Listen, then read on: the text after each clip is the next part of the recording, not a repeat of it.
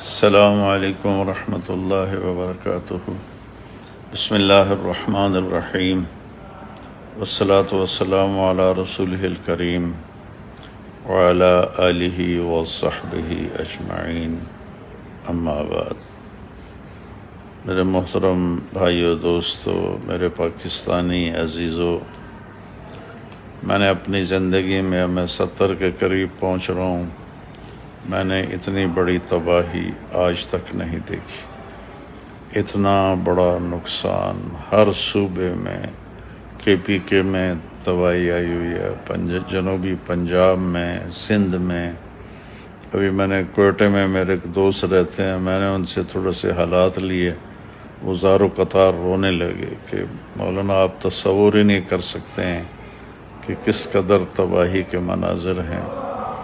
اور 300 ڈیم حکومت نے مختلف پچھلے کئی سالوں میں منظور کر کے اس کا بجٹ بھیجا، وہ ڈیم کاغذوں میں بن گئے اور بجٹ افسران کھا گئے، اور آج بلوچستان ان کی اس خیانت کی وجہ سے ہر طرف پانی کچے گھر ہیں بلوچستان میں، کچی سڑکیں ہیں، انفراسٹرکچر کبھی بننے ہی نہیں دیا تو ہیلپ بھی نہیں ہو سکتی۔ اور ایک ریلوے کا پل تھا، انگریزوں نے 130 سال پہلے بنایا تھا مچھ کے قریب، تو وہ بھی ٹوٹ گیا ہے، تو ریل بھی نہیں جا رہی، سڑکیں ٹوٹ گئی ہیں تو کوئی گاڑی بھی نہیں جا سکتی، تو لوگ ڈوب کے بھی مرے ہیں اور اب بھوک سے مر رہے ہیں، بیماریوں سے مر رہے ہیں۔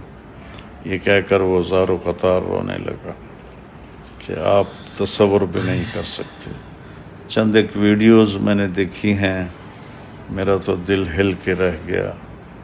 ہمیں اپنے اللہ کی بارگاہ میں توبہ کرنی چاہیے۔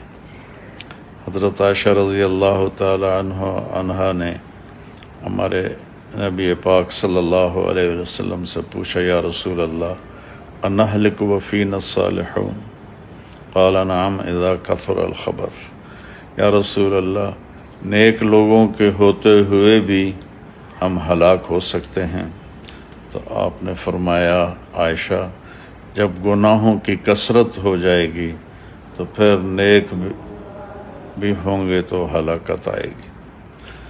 تو